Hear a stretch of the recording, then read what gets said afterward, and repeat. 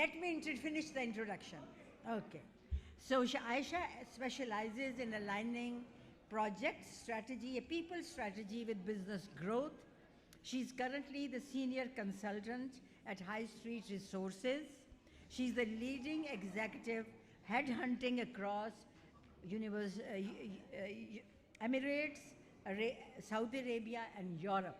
I am impressed. When I'm looking for a job, I'll come to you. Previously, she held senior HR roles at Avari, Metro Cash and Carry, and Infotech, driving organizational development, digitalization, DEI, my God, those are big words, and workforce transformation. Passionate about wellness, I don't know how you picked that up in your journey, and cultural binding. She has also founded Spreading Smiles, that's a part of your purpose since 2013, a community initiative supporting underdeserved groups. We are not an underdeserved group, so mind out. So over to you. Yes.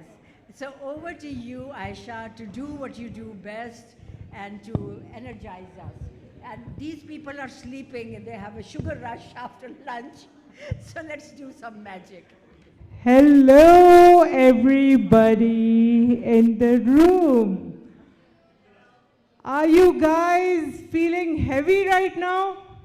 Sleepy? Let's sleep then. What do you think? Good idea, no? Oh, so much pressure on the teachers and professors and associate professors, all the academic people. Okay guys, so, I mean, it's really difficult to make people laugh, is it? Yes, and especially we just love to cling to negative thoughts. Is that so? Okay guys. I would not waste a lot of our time. Why don't we stand up, everybody? I think we have had enough food. Let's do some shaking. Okay, you have to keep a bit of smile on your face. No smiling? No? First of all, rule of the thumb. Please, today we will, for just 15 to 20 minutes, we will forget that we are teachers here. Okay? I cannot hear a... Yes. Okay, tell me guys, how many times have you smiled since morning till this time of the day? More than 10 times? Oh, that's a good group. Fake smiles, there you go. But they say, fake it till you make it. Okay? So guys, smile till you really feel the smile within yourself, within your body. Okay? Okay, everybody has to greet the next person standing to you, and generally, I mean in our country or anywhere, we would shake hands, we would say salam to each other, but today, just fold your hands. Everybody fold your hands. Turn to your next person and no talking, please. You don't have to talk. Just give a big smile to each other. Look into the eyes of each other and give a big smile to each other till you feel that the room is full of giggles and laughters. Anybody who feels like laughing, they can.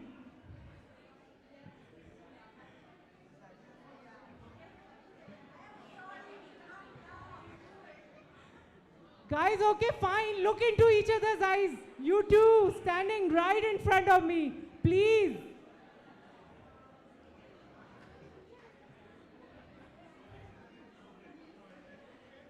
Ha ha ha ha ha ha ha ha.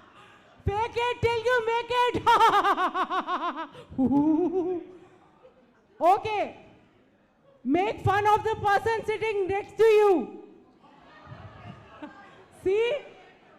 So we like to be cynical.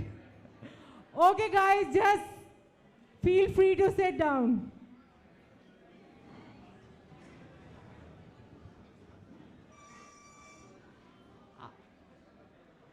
Does anybody change any shift in energy of this room right now? Yes.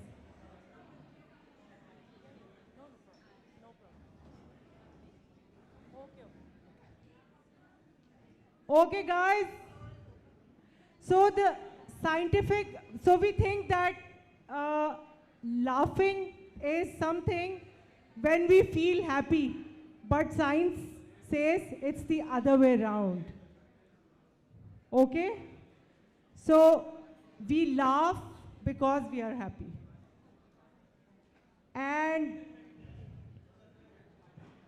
I think everybody is so happy that they started talking.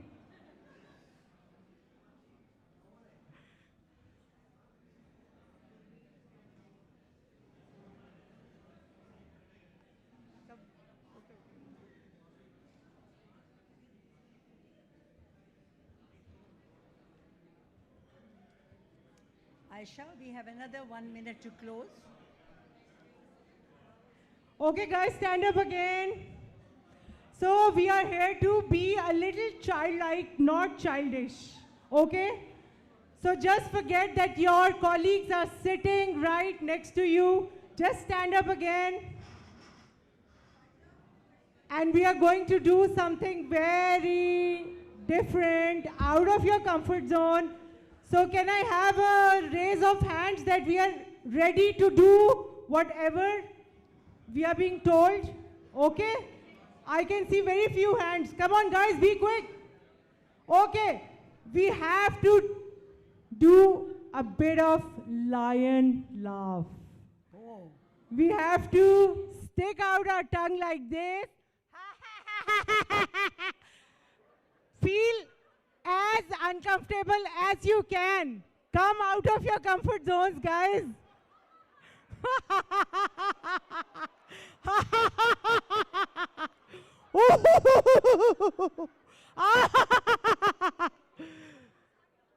And okay, guys, take a deep breath in. Everybody take a deep breath in. Close your eyes for a minute.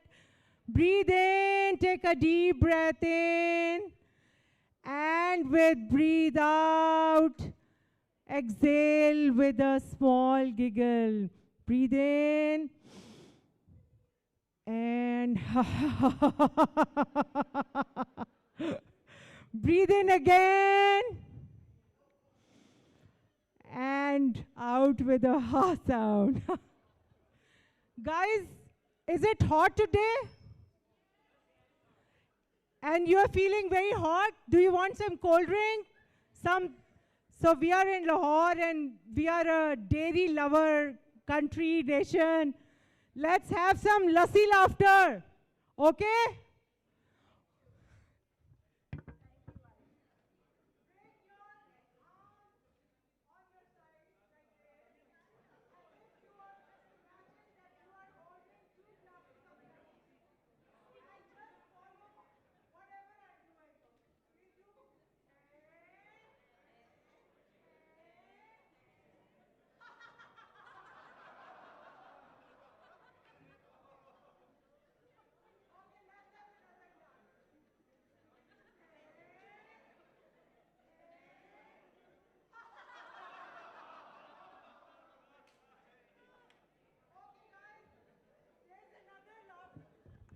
The credit card bill laughter. We have received our credit card bills. Oh my God, it's too much. 2 lakh rupees for a month. Oh.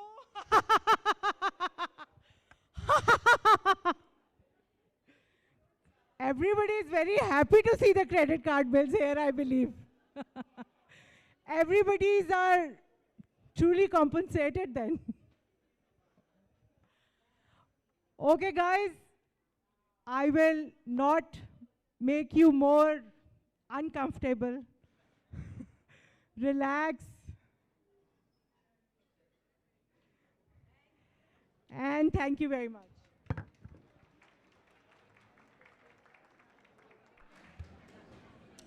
Ayesha, Lari, I thought that laughter is not for us anymore, right? And you made us laugh. Thank you so much. Can we sort of move on to the next panel because our panelists are here? Right on the screen, there is some data.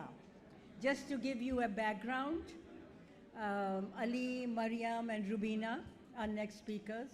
This data was taken in July 2025, and we took a survey from our faculty with some of their comments regarding a couple of things that you see. One was shared governance, the other was peer and institutional support. The questions are on the side, the percentages are on the other side. 50% of our 300 strong faculty responded, but only 1,000, that is 24% of the students responded. But they are pretty good for us to make some sort of comparisons, right? That you can see that the responses of the faculty show a clear knowledge of academic and admin procedures. They know what the procedures are. And they show a satisfaction in the timeliness and effectiveness of how their concerns are handled. What does this mean? This means an organized, efficient, and well-managed institution with commitment to institutional rigor. Then there's another component over there that talks about their involvement in voicing their opinion and also in decision making. So their perception of involvement of academic decision making and committees at both department and university level, and the comfort in expressing those opinions is quite high. But every layer as they rise up shows a successive drop. So they are quite comfortable and they feel they have a stake. What does this show? A feeling of shared governance, transparency in collaboration across disciplines, culture of open dialogue, and a feedback mechanism. There is a loop that faculty can sort of feed into.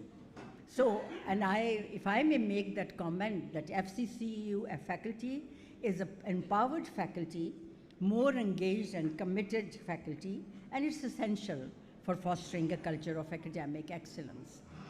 But look at the students' voices on the other side, and that's another story.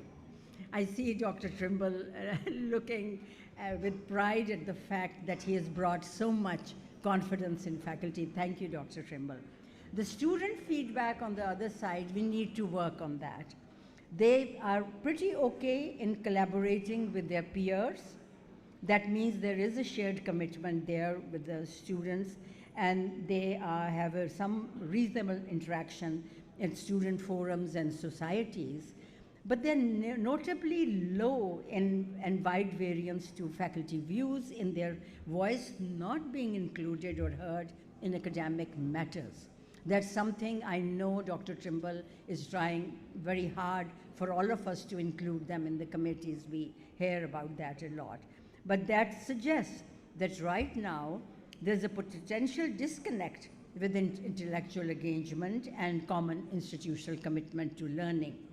So my question is this a silo syndrome? This is, in an organization, a silo. It shows a silo where the faculty, but there are many others also. There's admin, and faculty is a typical one that exists in all institutions.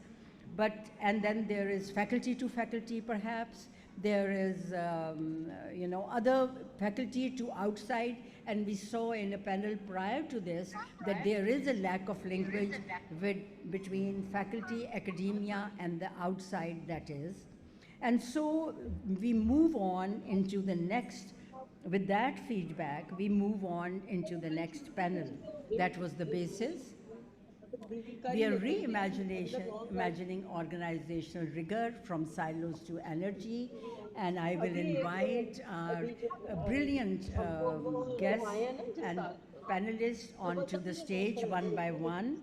Yaqoob, Bangash, Please, will you take the lead to be on the stage? You are not meant to talk to anybody right now. Yaqoob, you are supposed to be here. So on to the stage. Yaqoob actually has been with us and is now at ITU. He's a dean over there. And his bio actually is amazing. He has degrees from Oxford, and I don't have your bio with me right now, so just to say that you're a historian, right? And you've written books about, a book about also the history, or FCCU, was that it? No.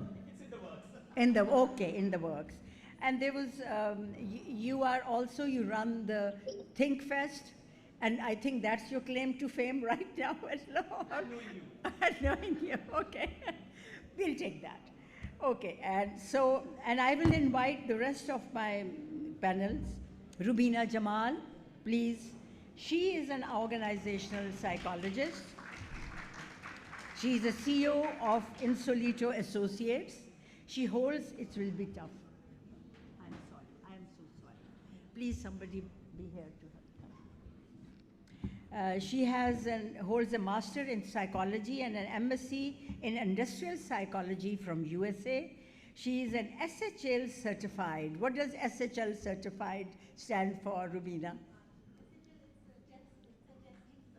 Okay, and something new for me, good.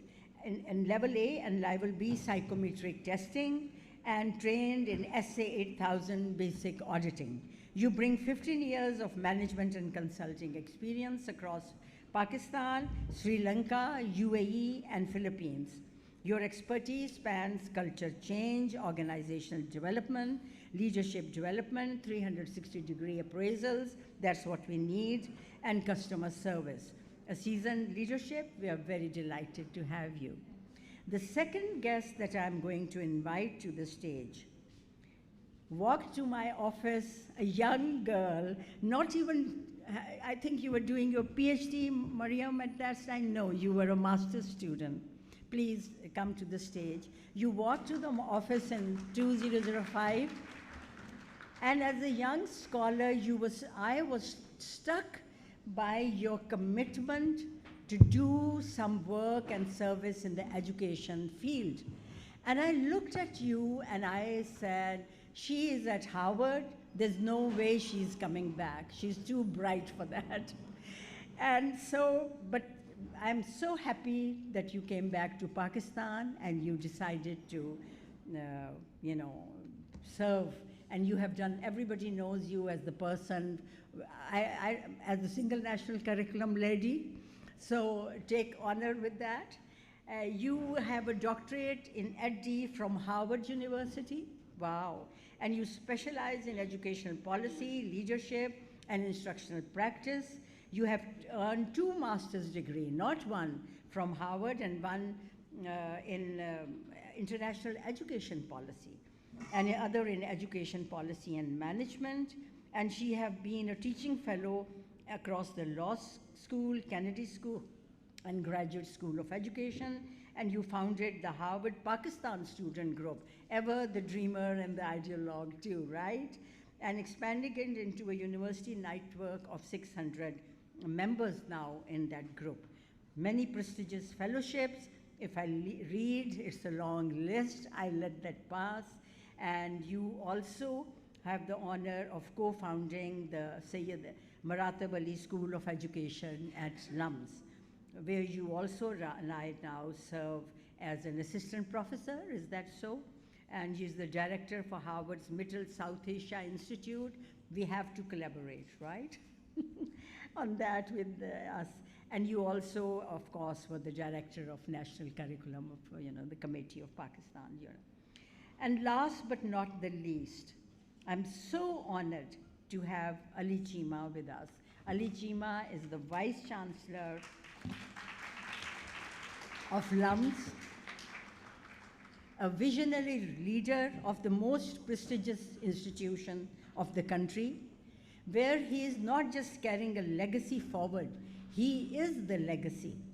His is a journey of literary rising from the ranks, if I may say so, Ali, and from faculty position to now the Vice Chancellor of the institution. You are not just representing LUMS, your intimate knowledge of the institution, the position you uniquely to talk about the panel today. And if I look at your bio, you are a distinguished economist, Ali, where research focuses on economic development. And I read somewhere today that you have been incorporated into some international economics. You don't know about it. Well, it's in the news that some international organization has co-opted you as one of their members. You have been associated with LUMS since 1999, and you have many years over there as associate professor of politics and at the center, Mehbooballah Center, the chair of economics, and so much more. You're also a member of the board of trustees of the Development Studies in Sussex and a founding member of the Stockholm Challenge Award-winning portal. You are a co-founder for the Center for Economic Research in Pakistan. We generally know it as SERP. I think our economics department would know about it. And you also co-lead another growth center in Pakistan in a program, and you're a researcher at the Abdul Latif Jameel Poverty Action Lab. I think this is what you've been incorporated for. At MIT, you are from there. You hold a PhD in economics from Cambridge, MPhil and economics and politics from Cambridge, and also from Oxford Philosophy, Politics and Oxford, and a Rhodes Scholar. My God, Ali, I am tired of reading that long list. So over to you, Yaqoob. So you will take over from here on. Thank you. And thank you. I'm honored to have you on. Great. Thank you, Dr. Zia, and it's great to be back at FC and to see so many familiar faces. I think to an extent, this is a part of the discussion we are having, having people here for longer periods, and that also adds to organizational rigor. So my idea, and we had a quick chat about this, was that we'll try and keep it conversational amongst ourselves, but also amongst all of you here, because as far as I can see, there are a lot more people here that we can learn from also. So it's your input, it's your questions, it's your comments, which will actually make this panel a lot more interesting. So I hope we can keep it that way. And I think we've begun at 2:35, so we end at 3:30? Yeah. 3:30. Okay, great. So the first thing that I really just want to throw out at the panel is that, of course, our title is very exciting, Reimagining Organizational Rigor from Silos to Synergy. And if you are a very Pendu person like me, you'll be like, "Eda matlab ki hai?" So let's just first kind of get to that. What is organizational rigor? Because only after that we can reimagine it. So maybe you can sort of,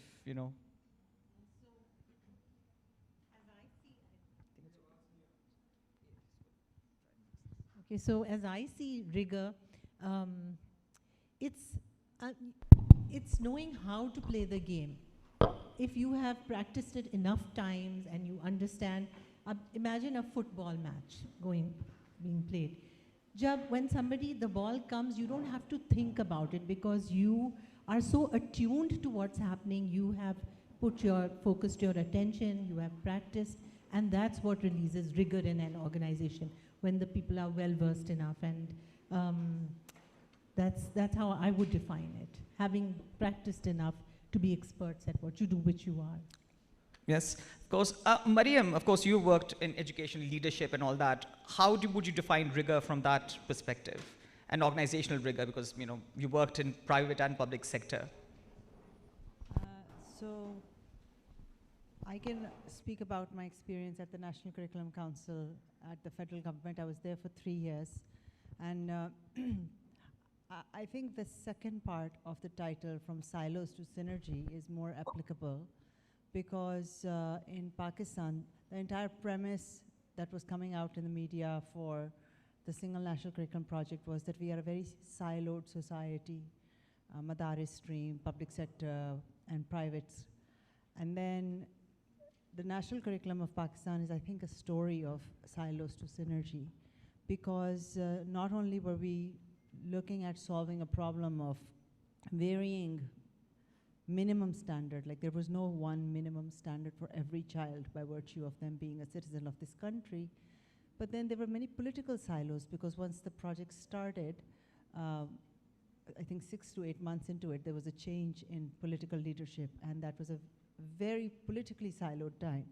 And in our country's political environment, a project is not looked at for its academic rigor, but rather it's assigned a political label to it. So it's very hard to continue a project that started in a previous government's time. So building bridges at that time was another part of the national curriculum 3-year project. And then once you got down to it, there was a lot of silos, and I think that's the most similar to a university setup. When I was moving back from the US, my friend and mentor, Dr. Asim Khwaja, said to me that, and when I got this government opportunity, he said that you've worked at a university, so you're well prepared for the politics, political career.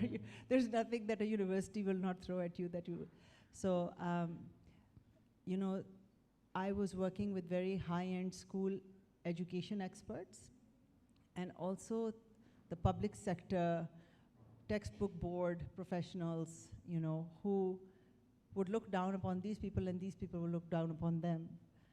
So I think it's a story of silos, and what was critical in that, in bringing rigor to the project and then taking it to its completion, was making sure that every silo, every faction understood that there were several factions around a shared purpose, and generating an ability in every member of the faction or every faction that if you switch spaces with a different member of the faction, you would be able to say that this is a good person and they believe that this is the best way of achieving this purpose. Now I'm talking about people that you have a visceral reaction to as, you know, corrupt people, or you know, these people are incapable, or they are the problem.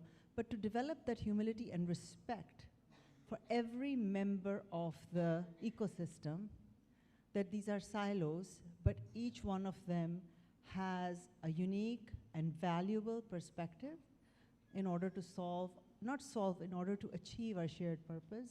I think developing that and playing some kind of a role, which some may label as leadership, but developing that kind of shared ownership is what led us towards that synergy and the rigor that you're talking about. A very important experience. Let me just bring in Ali now. Of course, Ali, you know, you've been at LUMS since 99, right after your PhD, and you've kind of seen the whole, you've grown with LUMS, and now are the Vice Chancellor. How do you see this tension between the organizational rigor and the silos and synergy conversation from your experience?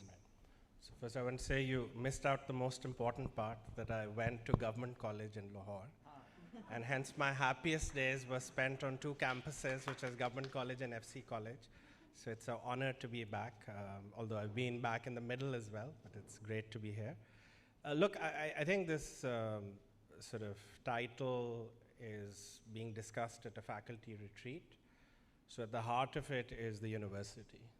So it's not an abstract title about organizational rigor, but it's about how do you envision cohesive universities that are sort of have a mission to create certain kinds of impacts.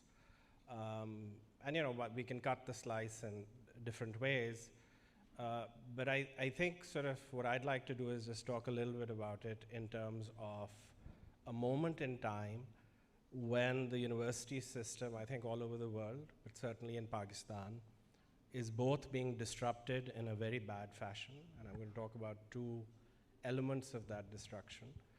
But it's also, I think, a time which is going to force all of us to rethink. So first let me talk a little bit about destruction, and then I think the big question is, what is the university?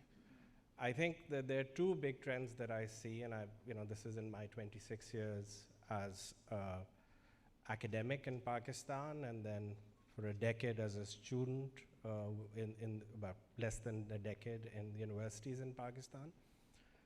One is just technology. So technology is killing a number of things in front of us. Examination systems are dead. Take-home exams, the era of take-home exams are over. A lot of these things are just going to fall by the wayside because of the way technology is going to be used. But there's another thing, which is, I think, a very different thing, and certainly I cannot relate to that, which is when I entered university, it was a space to acquire education and socialization. That was the expectation of my parents, and that was my own journey, although I didn't know what I was signing up for. It was just the thing I got thrown into, and I grew with it. So I had some freedom to think, to struggle and all those things, but I did not have the pressure of vocation placed upon me at a very young age. Now, actually, the way universities are being framed are like polytechnics, that all we need to do is become a production house of skills. And it's a very subtle thing. You can start to acquire this language, but what you're pushing on the backs, what you're pushing back is this notion of university as a space for educating and socializing the young. So, you could have the extreme, very Dickensian view, which has shut all universities down. And I confronted a few people in the UK last year when I was visiting there. Said, why do you, these were potential donors, they said, why do you even need universities? A university could just be virtual with one person teaching about 15,000 people on how to code, right, through various virtual mechanisms. Why do you want to create a university which is a costly way to do the same? And sure, if I think about a cost-efficient way to deliver skills, I would say a lot of what we do is just cost inefficient from that perspective, if that's the objective. But surely the objective of the university was really to educate, to socialize, to get people to think, to develop other non-cognitive skills which people use, and to give them the freedom to think and explore independently, because this is the first time young people are leaving their families to come into the space where they can explore ideas on their own. That aspect of the university is being challenged in Pakistan, certainly, but in other places of the world.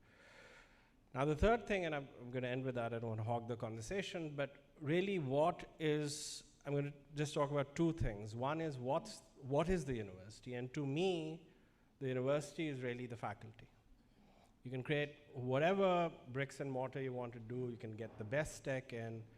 If you don't have faculty that are leading the mission of the university, then there is no university. My biggest kind of manifestation of that was that in 2003, I went for a conference to JNU in India from LUMS. And when I arrived there, it had worse infrastructure than any university that I'd been in Pakistan, including public and private university. There were broken chairs. But what was being discussed was at the frontier of knowledge, right? So you didn't need those chairs. You didn't need those blackboards. Scientists need labs. I'm not saying that, but social scientists, humanities people don't need these things. You need a space to discuss. And if you don't have the faculty that is engaged in that, then that whole thing dies out. So last point really is what should be the mission of the university? And I think here you can have different views, and I think there is a struggle both within universities and within the higher education sector. You could think about a pedagogical mission. That's what American liberal arts colleges do. They're primarily liberal arts colleges to make people think creatively, critically, holistically, but they don't have a centered knowledge mission. The universities also have a knowledge mission, and then that's a different sort of trajectory. So I think when you're thinking about faculty, one core thing is to really think what's the mission. is the mission basically going to be to become a premier pedagogical institution that's developing the thinking of young people, or is it going to be knowledge driven, or do you fall somewhere in the middle? So unless we start with really figuring out these things, what's the mission of the university, what's the mission going to look like, then we're going to be talking about organizational design, which is where this is coming from, in a kind of very abstract way. So I think the first fundamental thing, and we have an amazing set of colleagues here, is for us and everybody to really think about where the universities should be headed. And of course, there's no one model, but generically, what should be the mission? And then how do you center the university around faculty, because they are the people who are going to read that mission. It's not going to be administrators at the top. Yeah. Great, Ali. I think that's the most fundamental question. And when you were talking, I was reminded of, I think it's a 40-year-old book now, The Idea of a University by John Henry Newman. And this is something that Newman was an Oxford professor and, well, now a Catholic saint also. And he wrote that book when he established the university in Dublin. And he really kind of thought about, what is it why should there be a university? And I think that's the most fundamental question. What is its purpose? How does it do it? And